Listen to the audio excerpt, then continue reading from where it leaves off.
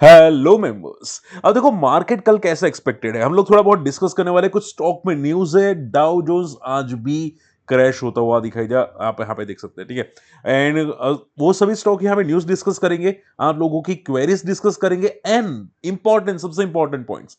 मुझे क्वेश्चन आता हुआ दिखाई दिया कि सर आपने हेजिंग स्ट्रेटेजी कैसे ट्राई की, ठीक है। आप यहाँ पे देख सकते हैं, sir very interested to learn hedging concept from you, thanks a lot, ठीक है। तो मैं डेफिनेटली आपको समझाऊंगा, वीडियो अंत तक देखिएगा और सीक्वेंस में हम लोग जाएंगे। आप यहां पे देखोगे क्वेश्चन आंसर के बाद हेजिंग स्ट्रेटजी है, तो वीडियो फोकस कीजिएगा, ठीक है। देखो स्टार्टिंग में एक बार मैंने आपको बताने की कोशिश की थी, आपके लिए मैंने स्पेशल वीडियो बनाया था हेजिंग का, लेकिन आई एम श्योर काफी कम लोगों ने देखा होगा। आप यहां पे देख सकते हैं, ठीक है। तो जाके देखे, काफी चीजें इंपॉर्टेंट है। और आपको भले आपको लगता है कि सर यहां पे सिर्फ 9,000 का प्रॉफिट है, आई एम श्योर काफी लोगों को ये प्रॉफिट कम लगता है, ठीक है। देखो इसमें कोई स्टॉक है नहीं, पहले तो इसमें कोई स्टॉक का प्रॉफिट नहीं है, ठीक है। प्लस ये जो फंड आया था वो करीब 6-7 लाख से फंड था, ओके। और मान लो यहां पे मेरे 70 लाख का फंड होता तो मैं सेम स्ट्रेटेजी यूज करता थोड़ा ज्यादा क्वांटिटी में, ठीक है। तो शायद 90,000 का प्रॉफिट 90,000 भी हो जाता, ओके। तो इंपॉर्टेंट क्या है, फंड्स है, ठीक है। फंड्स को देख के ट्रेड करना, वो भी ऐसे मार्केट में। क्लियर, चले स्टार्ट करते हैं। अब देखो आज दो वीडियो रखे, अगर नहीं देखा जाके जरूर देखिएगा। आई एम श्योर मैच है आज, India versus Australia semifinal. I am sure आप मैच देखना चाहते हैं, मैं भी देखना चाहता हूं, ठीक है। थोड़ा थोड़ा दिखता रहता हूं, लेकिन आप ये इंपॉर्टेंट वीडियोस मिस मत कीजिए, ओके। चलिए स्टार्ट करते हैं।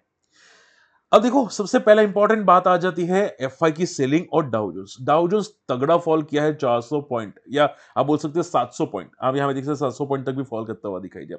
रीजन क्या है, रीजन सेम है, ठीक है। आप सभी लोग जानते हैं कि देखो यूएस जो है ना, ठीक है, जो माल इंपोर्ट करता है, ठीक है, अब वो चाइना से भी करता है, इंडिया से भी करता है, जो कम कंट्रीज है जहां पे डॉलर की कीमत बहुत ज्यादा नहीं है, वहां से माल इंपोर्ट करता है, ठीक है। अब मान लो कि यहाँ पे चाइना अपना टैरिफ बढ़ा देगा, इंडिया अपना टैरिफ बढ़ा देगा, ठीक है। डोनाल्ड ट्रंप भी हमें बोले कि हम लोग चाइना पे टैरिफ लगाएंगे, तो होगा क्या, पूरा मतलब इंपोर्ट एक्सपोर्ट गड़बड़ा जाएगा, ठीक है। और डिमांड जो भी है उसके हिसाब से सप्लाई कम हो जाएगी, क्योंकि माल कम आएगा या महंगा माल आएगा, तो इसकी वजह से इन्फ्लेशन बढ़ेगा और काफी तगड़ा इन्फ्लेशन बढ़ने वाला है, ठीक है। और इसी की वजह से माना जा सकता है यहाँ पे कि सेल्स लोअर हो सकती है, कंजम्पशन कम हो सकता है, तो प्रॉब्लम क्रिएट डेफिनेटली हो सकती है, ठीक है। इन्फ्लेशन बढ़ सकता है, और इन्फ्लेशन को कंट्रोल करने के लिए तो कर रहा था सभी, अभी इंडिया के मार्केट कोविड की वजह से, ठीक है, इन्फ्लेशन को कंट्रोल करने के लिए कर रहा था। लेकिन डोनाल्ड ट्रंप है, अपनी दिमाग तो पता नहीं कहां पे लेके चलते हैं, दिमाग दो घुटनों के बीच में लेके चलते हैं डोनाल्ड ट्रंप, ठीक है। तो उसकी वजह से आप देखोगे यहाँ पे पूरा का पूरा ग्लोबल मार्केट को तहस नहस कर दिया है। उनको ये नहीं पता है कि भाई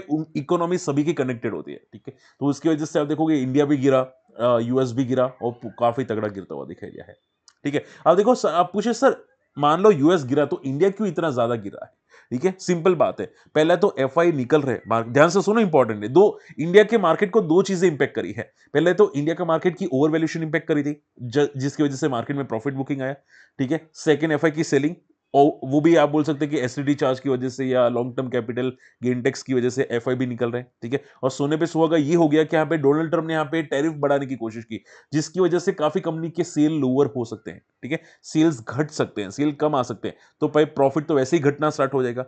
तो ये डबल मार है, आप समझ रहे, डबल मार है। और उसी की वजह से यहाँ पे निफ्टी ज्यादा गिर रहा है, वरना वरना चांसेस आए थे कि यहाँ पे निफ्टी सपोर्ट ले लेता, ठीक है। तो कल निफ्टी गैप डाउन है, और आज पुल बैक जरूर किया था, लेकिन मुझे नहीं लगता कल पुल बैक करेगा निफ्टी, ठीक है। तो स्ट्रेटेजी क्या होगी, कल अगर मान लो गैप डाउन ओपन हो गया तो हो सकता है रिकवर करे, लेकिन मार्केट क्या करेगा, ध्यान से सुनो, मार्केट क्या करेगा, इंट्राडे करना डिफिकल्ट होगा, इंट्राडे में लॉसेस होने की चांसेस पूरे हैं, ठीक है। क्यों, क्योंकि मार्केट नीचे ज्यादा जाना नहीं चाहता, ओवरसोल्ड है, एफएनओ के डेटा ओवरसोल्ड है, ठीक है। मार्केट को पुल बैक करना है, लेकिन ग्लोबल कंडीशंस की वजह से मार्केट गैप डाउन ओपन होता है। तो जब भी गैप डाउन ओपन होता है रिकवरी आएगी, जब भी गैप डाउन ओपन हुआ रिकवरी आएगी, रिकवरी आएगी, ठीक है। लेकिन हो सकता है रिकवरी छोटी है और बाद में साइडवेज हो जाए, ठीक है। तो कल भी ऐसा हो सकता है, रिकवरी आ सकती है गैप डाउन में, लेकिन छोटी हो सकती है, कोई कोई बड़ी रिकवरी नहीं होगी। ऐसा नहीं होगा कि निफ्टी बहुत तगड़ा मोमेंटम कर लेगा, छोटी रिकवरी होने की एक्सपेक्टेशन है। सेम चीज है बैंक निफ्टी के अंदर, ठीक है।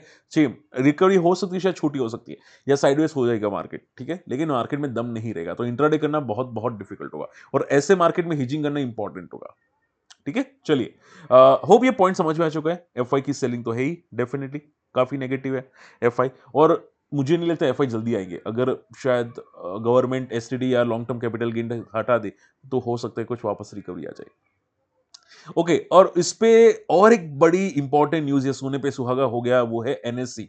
एनएससी ने क्या किया, एफएनओ की एक्सपायरी की डेट, या बोल सकते हैं जो गुरुवार को था वो सभी एक्सपायरी अभी मंडे को होने वाली। ये सबसे तगड़ा झटका है, ठीक है। एनएक्सी की एक्सपायरी गुरुवार को थी, बहुत सारे स्टॉक्स की या निफ्टी की, वो सभी चेंज होके मंडे आने वाली है। वो इफेक्ट होने वाले है 4 ऑफ अप्रैल को, ठीक है। तो आप यहां पे पढ़ सकते हैं, देखो एनएससी में जितने भी होंगे, ठीक है, change F and O expiry days for the Nifty, bank Nifty, fin Nifty, Nifty 50, Nifty next 50, Nifty mid caps, और आई थिंक इंक्लूडिंग स्टॉक्स भी है, अगर मैं गलत नहीं हूं तो, ठीक है। मुझे ऐसा तो कमेंट में करेक्ट कर देना। तो ये सभी के सभी एक्सपायरी अभी मंडे होने वाली है, ठीक है। तो लगता है कि मुझे लगता है कि भाई मार्केट में शायद एनएससी लॉस कर रहा है।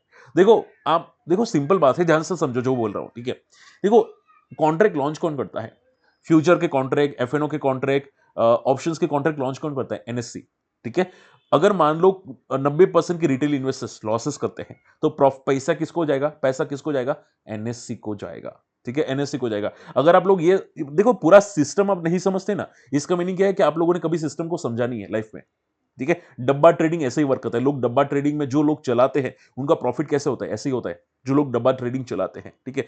अगर मान लो डब्बा ट्रेडिंग में किसी ने लॉस किया होगा, तो प्रॉफिट किसको जाएगा? एनएससी को नहीं, जो बंदा चला रहा है डब्बा ट्रेडिंग उसको जाएगा, ठीक है। डब्बा ट्रेडिंग होता क्या है? देखो समझो डब्बा ट्रेडिंग क्या होता है। डब्बा ट्रेडिंग में एक एक फेक एप्लीकेशंस होते हैं जहां पे लाइव डेटा आते हैं, निफ्टी के फ्यूचर्स के, स्टॉक के फ्यूचर्स के लाइव डेटा आते हैं। अगर मान लो प्रॉफिट कर रहे हैं, तो डब्बा ट्रेडिंग जो चलाता है, जिसकी एप्लीकेशन से, वो पैसा उससे जाएगा, उससे निकल जाएगा। और अगर कोई बंदा लॉस कर रहा है, तो डब्बा ट्रेडिंग को पैसा मिलेगा, ठीक है। तो जो लोग डब्बा ट्रेडिंग चलाते हैं ना, वो इसी की वजह से अपना ट्रेडिंग बंद नहीं करे, ताकि रिटेल इन्वेस्टर जो भी लॉस करे, वो पूरा का पूरा पैसा डब्बा ट्रेडिंग चलाने वालों में चला जाए, ठीक है। तो ऐसी सेम चीजें एनएससी में होती है। अगर आप लॉस करते हैं, बेनिफिट किसको होता है? एनएससी को, क्योंकि वो ये ऑप्शन चेन चला रहा है, ठीक है। तो अगर मान लो ज्यादातर लॉसेस नहीं करे, अब कोई प्रॉफिट करना स्टार्ट कर गया, तो एनएससी क्या करेगा? एनएससी नया खेल करेगा, और एनएससी ने नया खेल क्या किया? एक्सपायरी की मंथ चेंज कर दिया। ये नया खेल है, ठीक है। तो ध्यान से समझो, ये बहुत ही कनेक्टेड है, सिस्टम बहुत कनेक्टेड है।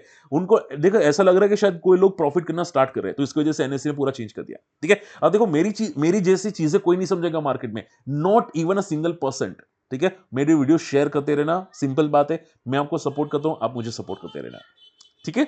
चलिए, तो ये बहुत बड़ा इंपैक्ट है, जिसकी वजह से आपको आई थिंक उसमें भी थोड़ी वॉलेटिलिटी है ऑप्शन चेन में, ठीक है। इसके अलावा आरवीएनएल, इसको ऑर्डर मिला है करीब 7 बिलियन का, पॉजिटिव है। हो सकता है कल पुल बैक करे, ठीक है। लेकिन देखो मार्केट गैप डाउन है, बड़े प्लेयर्स खरीदते नहीं है, बड़े प्लेयर्स कोई खरीदारी करने की कोशिश नहीं करते, तो हो सकता है ये सस्टेन ना करे, ठीक है। कोई स्टॉक भी सस्टेन ना करे, कोई भी, एनी वन, एनी स्टॉक, ठीक है। तो केयरफुल है ना। न्यूज पॉजिटिव है, हो सकता है कि यहां से थोड़ा पुल बैक करे, लेकिन सस्टेन करेगा कि नहीं, बहुत डिफिकल्ट है। मार्केट की कंडीशंस अच्छी नहीं है।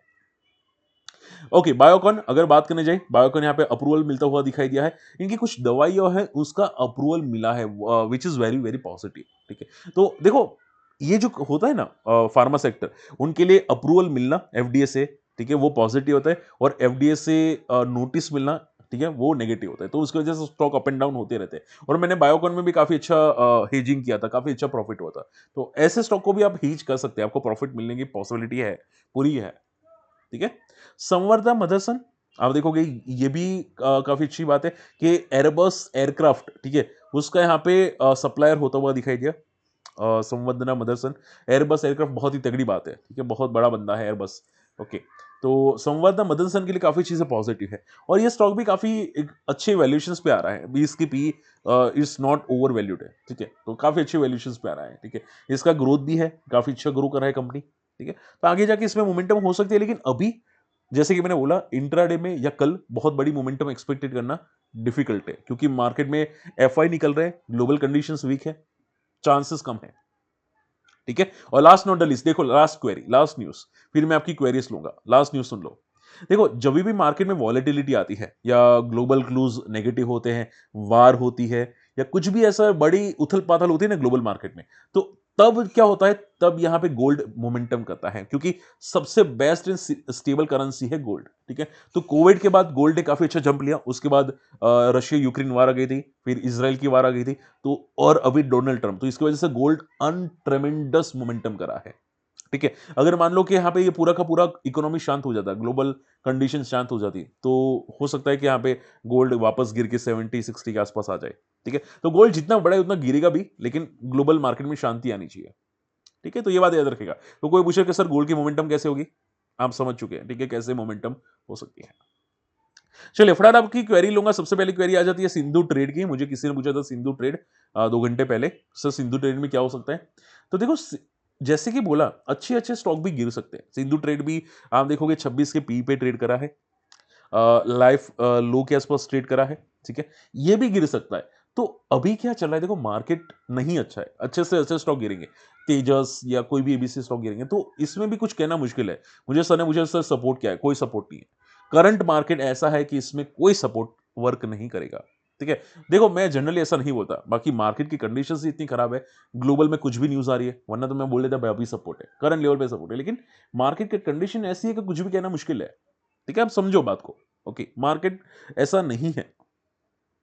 ओके, चलिए sir BJP is not good for the economic, देखो ऐसा नहीं है। देखो हर कंट्री को पैसा चाहिए होता है, ठीक है, इकोनॉमी को सर्वाइव करने के लिए। अब हम लोग दान तो नहीं करेंगे, ठीक है, अगर दान पुण्य करेंगे या दूसरी कंट्रीज को बोलते हैं ना, बांग्लादेश श्रीलंका को यहाँ पे फ्री पैसे बांटेंगे, ऐसा बीच में हुआ था, ठीक है, तो पैसे खत्म हो जाएंगे, ठीक है। तो कंट्री को पैसे मतलब कंट्री चलने के लिए पैसे चाहिए होता है, ठीक है, लेकिन कुछ पब्लिक का भी सोचना पड़ता है, कुछ बड़े प्लेयर्स को भी लाना सोचना होता है, ठीक है। इसी की वजह से लिबरेशन आया था स्टार्टिंग में, जब आई थिंक मनमोहन सिंह थे तब, ठीक है। तो ये जो चीजें हुई थी वो काफी पॉजिटिव थी। आई थिंक अभी फाइनेंस मिनिस्टर हमारा अच्छा नहीं है, इन शॉर्ट में फाइनेंस मिनिस्टर अच्छा नहीं है। अगर वो थोड़ा समझता तो अच्छी बात होती। ओके, फाइनेंस मिनिस्टर को अच्छा होना चाहिए। चलिए सबसे इंपॉर्टेंट बात आ जाती है, सर हेजिंग कॉन्सेप्ट बता दो, हेजिंग कैसे कर सकते हैं हम लोग, क्या सोच के कर सकते हैं। देखो मैंने मैंने जो स्क्रीनशॉट भेजा था, मेरी पोजीशन ये सभी में क्लोज हो चुकी है, ठीक है, मैंने निफ्टी को हेज किया था। आप देखोगे मेरा निफ्टी मैंने हेज कैसे किया था, कि मुझे अंदाजा था कि निफ्टी 22,000 को नहीं तोड़ेगा करंट एक्सपायरी में, एंड 22,500 को नहीं तोड़ेगा, तो मैंने हेजिंग किया था। और हेजिंग में मेरा प्रॉफिट एक्सपेक्टेड इतना नहीं था, मेरा प्रॉफिट एक्सपेक्टेड 31,000 था, क्योंकि मैंने 3 लॉट लिए थे, 3 से 4 लॉट लिए थे अप्रोक्सीमेटली। 4 देखा, आप यहाँ पे देख सकते हैं, आई थिंक 4 लॉट थे अप्रोक्सीमेटली, ठीक है। तो मेरा एक्सपेक्टेशन था 31,000 का प्रॉफिट विद इन अ गुरुवार को, ठीक है। अब मुझे जिस तरह से मार्केट लग रहा था, ठीक है, कल मार्केट 21,000 को 22,000 को सस्टेन कर गया, क्लोजिंग अच्छी थी। मेरा एक्सपेक्टेड था कि 22,200 आज चला जाएगा मार्केट, लेकिन ट्रम्प की न्यूज आ गई, मार्केट गैप डाउन ओपन हो गया, ठीक है। तो उल्टा मेरा प्रॉफिट था वो कम हो गया, 3 साढ़े 3 हजार का कल प्रॉफिट था अराउंड, ठीक है, 3,500 का वो प्रॉफिट कम हो गया, लेकिन मार्केट वापस रिकवर किया, ठीक है। अब 22,000 को ये सस्टेन करने की कोशिश कर रहा है, लेकिन मुझे लग रहा है कि 22,000 को सस्टेन नहीं कर पाएगा, ये नहीं कर पाएगा, ये पक्की बात थी, ठीक है। क्योंकि आज की मोमेंटम तगड़ी होनी चाहिए थी, कम से कम 22,100 के ऊपर क्लोजिंग देना चाहिए था, लेकिन ये नहीं दिया, ठीक है। तो मुझे पक्का हो चुका था कि भाई मार्केट सस्टेन नहीं कर पा रहे। आप देखो इसी प्रीवियस डे की मॉर्निंग का भी लेवल क्रॉस नहीं किया इसने, ये लगातार नीचे नीचे नीचे ही दिखाई दे रहा है, ठीक है। तो इसकी वजह से मैंने होल्ड नहीं किया। अगर करंट एक्सपायरी मेरा 22,200 के ऊपर होता ना, तो मुझे 31,000 का सिर्फ निफ्टी में प्रॉफिट होता, ठीक है। तो ये हेजिंग स्ट्रेटजी है। तो अगर आपको लगता है आप निफ्टी के रेंज बाउंड ट्रेड करें, लेकिन निफ्टी रेंज नहीं पकड़ पा रहा है, अवॉइड हेजिंग, ठीक है। निफ्टी को हेजिंग एग्जिट करना सोचो, वरना क्या होगा, फिर प्रॉफिट की जगह लॉस होना स्टार्ट होगा। तो मैंने प्रॉफिट बुक किया छोटा। उसके अलावा बीएससी में मैंने यहाँ पे हेज किया। अब देखो ध्यान से समझो, मान लो यहाँ पे स्टॉक है, ठीक है, तो मैंने क्या लिया था, मैंने यहाँ पे सेंसिबल को ट्राई किया था, ठीक है। यहाँ पे देख सकते हैं, मान लो स्टॉक मैं चूज करता हूँ, जस्ट एग्जांपल, ठीक है। मैंने यहाँ पे न्यूट्रल स्ट्रेटेजी चूज की, शॉर्ट ट्राइंगल, ठीक है। आप देखोगे 37,000 का मुझे प्रॉफिट होगा अगर रेंज बाउंड रहेगा, और अगर बड़ी मोमेंटम आई तो मुझे लॉस होगा, ठीक है। इंट्राडे में कभी कभी लॉस बड़े होते हैं, अगर मान लो इंट्राडे में 7-8% की मोमेंटम आती बीएससी में, तो मुझे बड़ा लॉस होता, ठीक है। लेकिन मैंने क्या किया था, देखो मुझे पता है, ध्यान से सुनो जो बोल रहा हूं इंपॉर्टेंट है। तो मुझे पता है कि हाई बीटा स्टॉक है, बीएससी 6-7% मोमेंटम करता है, ठीक है। तो प्रीमियम भी ज्यादा होगा, प्रीमियम बहुत ज्यादा होगा, ठीक है। तो मुझे अगर स्टॉक साइडवेज हो गया 1 आध दिन या 2 दिन, तो मुझे प्रॉफिट मिलेगा, तो मुझे इतना पता था। सेकेंड चीज है, ठीक है, सेकेंड चीज क्या हुई कि स्टॉक क्या हुआ, स्टॉक स्टेबल ओपन हुआ, ठीक है, सॉरी गैप डाउन ओपन हुआ एंड रिकवर किया, ठीक है, नीचे के लेवल से 4% रिकवर किया स्टॉक, ओके। तो मैंने क्या सोचा, मुझे इतना अंदाजा था, देखो आपको स्टॉक का अंदाजा होना चाहिए कि स्टॉक कितना इंट्राडे में मोमेंटम कर सकता है, वो आपको इतना अंदाजा होना चाहिए, ठीक है। तो स्टॉक 4% मूव किया, मुझे पता था कि भाई स्टॉक 5% से ज्यादा मोमेंटम नहीं करेगा। अगर करेगा तो फिर स्टॉक प्रीवियस डे को इतना फॉल क्यों किया। अगर कोई स्टॉक मान लो 10% फॉल करता है, तो कोई 5% रिकवर नहीं करता, ठीक है, चांसेस बहुत कम है, ठीक है, ठीक है। तो आपको ये चीजें ध्यान में रखनी चाहिए। तो इसकी वजह से मैंने क्या किया, मैंने हेज कर दिया। मुझे इतना पता था कि अगर मान लो आज 4% रिकवर किया, तो क्लोजिंग 2% या 1.5% या 4.5% या 6.5%, ठीक है, यानी कि क्लोजिंग आसपास ही रहेगी, ठीक है, तो मैंने क्या किया, मैंने हेज कर दिया। और आप देखोगे हेज कैसे किया, न्यूट्रल में शॉर्ट ट्रायंगल, क्या करना है, रेडीमेड स्ट्रेटेजी न्यूट्रल में शॉर्ट ट्रायंगल, मैंने हेज कर दिया। और यहाँ पे मुझे मैंने शांति से बैठे रहा, थोड़े मुझे पर्सनल वर्क्स थे, ठीक है, मुझे मेरे चाइल्ड का एडमिशन लेने के लिए जाना था, थोड़ा कुछ बाहर दूसरा भी वर्क था, तो वो किया। तो पूरे दिन में यहाँ सिंगल लॉट के अंदर आप देखोगे 2700 का प्रॉफिट हो गया। अब सिंगल लॉट के अंदर सोचो, सिंगल लॉट, और मेरे पास कितना फंड है, 10 लाख का फंड है, फ्री फंड है, ठीक है, और एक में मुझे 1.5 लाख का फंड यूज होता है, ठीक है, तो मैं कितना लॉट ले सकता हूं, सोचो, मैं यहां पे 4 लॉट शायद ले सकता हूं, ठीक है, आप यहां पे देखोगे 4 लॉट लेता हूं तो भी 6 लाख होते हैं, ठीक है। अगर मैं मान लो 4 लॉट लेता हूं तो यहां पे मल्टीप्लाई 4 कर सकते हैं, 2700 का प्रॉफिट या 2800, या बोल रहा मैं 3000 गिन लेता हूं, तो 3000 मल्टीप्लाई बाय 4, 12000 के आसपास, यानी कि 10 से 12000 का प्रॉफिट हो जाता अगर मैं कम से कम 4 लॉट लेता भी तो, ठीक है। तो मैंने क्या किया, मल्टीपल मैंने अलग अलग में लिया, मैं सिंगल स्टॉक नहीं लेता, ठीक है। मैंने बीएससी में ट्राई किया, मैंने बजाज फिनसर्व में ट्राई किया, मैंने सीडीएसएल में ट्राई किया, मैंने इरेडा में ट्राई किया, मैंने एंजल वन में ट्राई किया, ताकि क्या हो कि अगर मान लो बाई चांस में गलत हुआ एक स्टॉक में, एक स्टॉक में मैं गलत हुआ, ठीक है, तो मुझे प्रॉफिट एक में लॉस होगा, लेकिन बाकी की हेजिंग में मुझे प्रॉफिट होगा, ठीक है, बाकी के हेजिंग में मुझे प्रॉफिट होगा। तो इसकी वजह से मैंने एक में ज्यादा नहीं लिया, हालांकि मैंने बजाज फिनसर्व के 3 लॉट लिए थे, अप्रोक्सीमेटली 3 लॉट्स, ठीक है।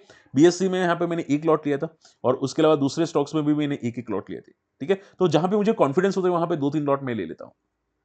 ओके, आई होप ये पॉइंट समझ में आ चुका है। अब देखो, अगर इससे ज्यादा समझोगे तो वीडियो लंबा हो जाएगा, ठीक है, लेकिन सिमिलर काइंड ऑफ मैंने ट्रेड किए थे। तो एंजल वन कैसे लिया था, मैंने यही स्ट्रेटेजी पकड़ के चला था, बीएससी जैसे बीएससी मैंने फोकस किया, सेम स्ट्रेटेजी मैंने एंजल वन और दूसरे में लिया था, ठीक है। बस इतना ध्यान में रखिएगा कि सिंगल लॉट में आपको यहां पे जो प्रॉफिट दिखाई दे रहा है सिंगल लॉट में, ध्यान से सुनो, यहां पे जो सिंगल लॉट में 37,000 का प्रॉफिट दिखाई दे रहा है, कहां पे, शॉर्ट ट्रायंगल में, यहां पे 20,000 से कम नहीं होना चाहिए। अगर 20,000 से कम है तो इसका मीनिंग क्या हुआ, प्रीमियम डीके है, ऑलरेडी प्रीमियम काफी कम हो चुके हैं, इससे ज्यादा कम नहीं होंगे, ठीक है। ये थंब रूल है, अगर इसको भूल गए बहुत बड़ा लॉस होगा, ठीक है, याद रखना जो मैंने बोला है। और मेरे वीडियो को रिवाइंड करना, आई एम श्योर समझ जाएंगे आप लोग, ठीक है, वीडियो रिवाइंड करो, 5-6 बार देखो, कट करके देखो, होल्ड करके देखो, आई एम श्योर समझ जाएंगे। पीसी ज्वेलर्स, क्वेरी है पीसी ज्वेलर्स की, सर पीसी ज्वेलर्स का मिड टर्म व्यू, कोई मिड टर्म व्यू नहीं है, मार्केट की कंडीशंस अभी अच्छी नहीं है, और आज की क्लोजिंग इंपॉर्टेंट है पीसी ज्वेलर्स की, आज की क्लोजिंग काफी पॉजिटिव है, तो हो सकता है पुल बैक कंटिन्यू, हो सकता है कि स्टॉक बॉटम बनाने की कोशिश कर रहा है, लेकिन आज ऊपर गया, कल भी ऊपर आएगा, चांसेस कम है। जैसे कि मैंने बोला, जिंदल वर्ल्ड वाइड कैसे गिरा, अभी मैंने यहां पे एक वीडियो बनाया ना जिंदल वर्ल्ड वाइड का, वो कैसे गिरा, हो सकता है कल ऊपर जाए, आज परसों फॉल कर जाए पीसी ज्वेलर्स, ठीक है। तो आज जो ऊपर गया कल वो कंटिन्यू करेंगे, चांसेस बहुत कम है, ये बात याद रखेगा। तो शॉर्ट टर्म में लगता है बेस बना रहा है पीसी ज्वेलर्स, ठीक है, बेस बनाने की कोशिश करे, which is very very positive sign, लेकिन कोई शॉर्ट टर्म का व्यू नहीं है। डेटा पैटर्न की मुझे क्वेरी आती हुई दिखाई दी, सर डेटा पैटर्न का कुछ बताया सतीश पाल जी। डेटा पैटर्न्स काफी अच्छा स्टॉक है, आई थिंक बड़े प्लेस का फेवरेट है, मैंने देखा है डेटा पैटर्न्स काफी अच्छी प्राइस रेंज पे आ चुका है, पी काफी अच्छा आ चुका है, ठीक है। पहले एक टाइम में बहुत ओवरवैल्यू था डेटा पैटर्न्स, ठीक है, अभी एक रेंज में आ चुका है। और एक एक चीज मैं आपको बताना चाहूंगा, डेटा पैटर्न्स के ईयर टू ईयर रिजल्ट अच्छे नहीं थे, ठीक है। तो हो क्या सकता है, डेटा पैटर्न जैसे कि बोला, अभी मार्केट फॉल है, तो डेटा पैटर्न्स भी फॉल करने की एक्सपेक्टेशंस क्लियर कट दिखाई दे रही है, ठीक है। देखना पड़ेगा क्या सपोर्ट करेगा कि नहीं, लेकिन आज तगड़ा फॉल नहीं किया, वो पॉजिटिव साइन है, ठीक है, आज तगड़ा फॉल नहीं, वो एक पॉजिटिव साइन है। तो एक बेस बना सकता है अभी, जैसे कि मैंने बोला, defence stocks, PSU stocks base बना सकते हैं, थोड़े वॉलेटाइल होंगे लेकिन बेस बनाने की कोशिश करें अभी के लिए, ठीक है। उसके अलावा यहाँ पे विजय डायग्नोस्टिक, लास्ट क्वेरी, सॉरी भाई मैं सभी क्वेरी नहीं ले पाऊंगा, ठीक है, माफ करना मेरे भाइयों, ठीक है, हो सके तो नेक्स्ट में ट्राई करूंगा। विजय डायग्नोस्टिक इंपॉर्टेंट क्यों है, क्योंकि अभी रिसेंटली काफी भागा था, आज भी भागा है विजय डायग्नोस्टिक, लेकिन देखो ऐसा लग रहा है कोई म्यूचुअल फंड खरीद रहा है, सिंपल वर्ड, क्योंकि मैंने ऐसे पुलबैक्स बहुत देखे हैं, मैंने अभी इसका चार्ट देखा था, एक दिन ऊपर एक दिन नीचे, एक दिन ऊपर एक दिन नीचे, फिर वापस ऊपर, ठीक है, तो ऐसा लग रहा है किसी ने तगड़ा खरीदा है स्टॉक को, म्यूचुअल फंड ने खरीदा है, तो हो सकता है ये नीचे ना जाए, हो सकता है यहाँ पे फॉल ज्यादा ना करे, ठीक है, स्टॉक्स ओके। तो पॉजिटिव है, बंदा है, लेकिन जब तक मार्केट पॉजिटिव नहीं होगा कहना मुश्किल है, ठीक है। तो अभी कुछ भी सोचने से पहले 2 बार सोचो कि मार्केट कहां पे है, क्योंकि आज मान लो चढ़ रहा है, हो सकते हैं बड़े प्लेस खरीद रहे, लाइक बीएससी को खरीदा था लेकिन बाद में वापस गिर जाए, तो पहले देखो, आप स्टॉक को रडार पे रख सकते हैं, ठीक है, मान लो म्यूचुअल फंड खरीद रहा है तो स्टॉक को रडार पे रख सकते हैं, लेकिन अभी कुछ करना बेवकूफी हो सकती है, बात समझ पा रही है, ठीक है। चलो आई होप आज का वीडियो समझ में आया, वीडियो शेयर कीजिएगा, मेरे जैसे इंटरेस्टिंग वीडियो कोई नहीं बनाता, बहुत ही कम लोग बनाते हैं, वीडियो शेयर कीजिएगा, वीडियो लाइक कीजिएगा, और फ्री टेलीग्राम चैनल को जरूर ज्वाइन कीजिएगा, मुझे आपका सपोर्ट जरूर चाहिए, और कोई कमेंट्स रखता हूं, वीडियोस रखता हूं, तो भाई एटलीस्ट लाइक करा करो, ठीक है। मिलते हैं अगले वीडियो में, तब तक के लिए गुड बाय। जय हिंद।